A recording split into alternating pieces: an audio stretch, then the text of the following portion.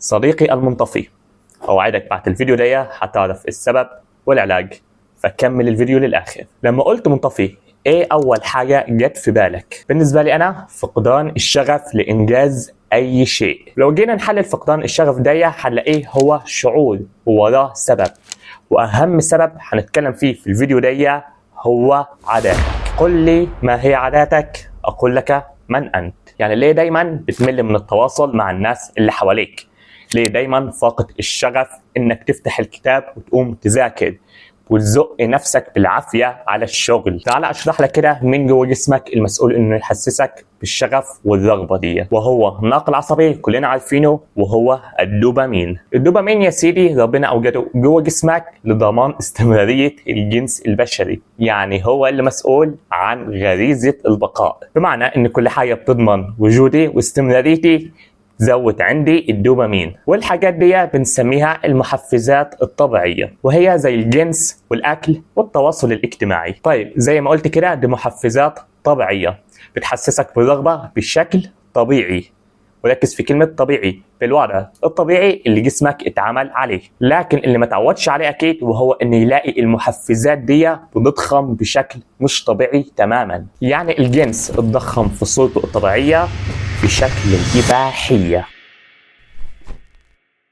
والأكل الطبيعي اللي زي في سكر الفاكهة اتضخم في شكل الحلويات والسناكس والوجبات السريعة. وزيهم زي التواصل الطبيعي اللي كان ما بين 2 أو 3 أشخاص اتضخم إنه يعلق على الصورة بتاعتك على الفيس فوق ال 100 شخص و100 كومنت، فده طبعا وضع مش طبيعي، جسمك ما تعودش خالص عليه. وهنا يا صاحبي مربط الفرس، وهو طول ما انا بدي لك كميه دوبامين كبيره من محفزات غير طبيعيه، فانا ليه اتعب نفسي وادور على دوبامين عالي من مصادر طبيعيه؟ وعليه زي ما قلت لك يا صاحبي ان الدوبامين ده مسؤول عن الشغف والرغبه، وبالتالي بتقل رغبتك تجاه أنشطة الحياة اليومية، وبتشعر بفقدان الشغف اتجاهها، وتجيلك اللهفة والرغبة تجاه العادات غير الصحية والسلوكيات غير الصحية زي الأكل غير الصحي والسوشيال ميديا وغيرهم. يعني هي كلها لعبة عادات، كل حاجة انت بتعملها بيبقى ليها أثر مرئي وجسدي جوه عقلك، فما تستهونش باللي انت بتعمله. عارف اني طولت جدا في النقطة دي، بس مهم جدا انك تفهم السبب علشان تقتنع بالعلاج بعد كده، وهو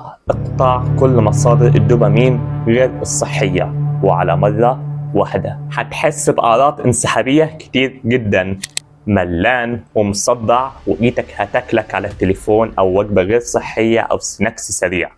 كل ده طبيعي جدا في البدايه. ضروري جدا تفهم ان اعراض الانسحاب دي طبيعيه جدا وهتزول مع الوقت تدريجيا. شعورك باللهفه برضه تجاه العادات القديمه دي، وشعورك بالتوتر انك زي حاسس في قرد كده بتنطط في دماغك، ده طبيعي جدا. لكن طبعا مهم جدا انك تتعامل معها عن طريق انك تحط بدائل صحيه ليها، لانك افتكر احنا دلوقتي بنخدم عادات قديمه وبنحط عادات جديده مكانها. راجع من جديد هو ليه انت بتعمل كده اصلا. اكتب هدفك على ورقه وعلقها قدامك وبص فيها كل ما نفسك تخونك. استمتع بالحياه بطبيعتها زي ما ربنا عملها عشانك، دون استعمال اي شيء مصطنع. وضروري طبعا انوه ان قطع بعض المصادر تماما زي السوشيال ميديا من حياتنا بيبقى صعب شويه، لان طبعا وجودها بقى مهم جدا وجزء اساسي من حياتنا، لكن تعامل بمرونه شويه في الموضوع ده.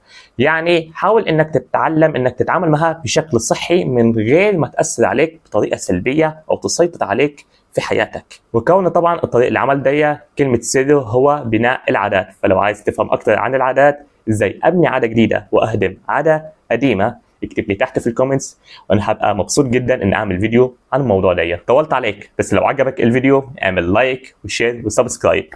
اشوفك الفيديو اللي جاي يا بطل. سلام. عجبك طلع كويس عشان نيجي نشف فيها.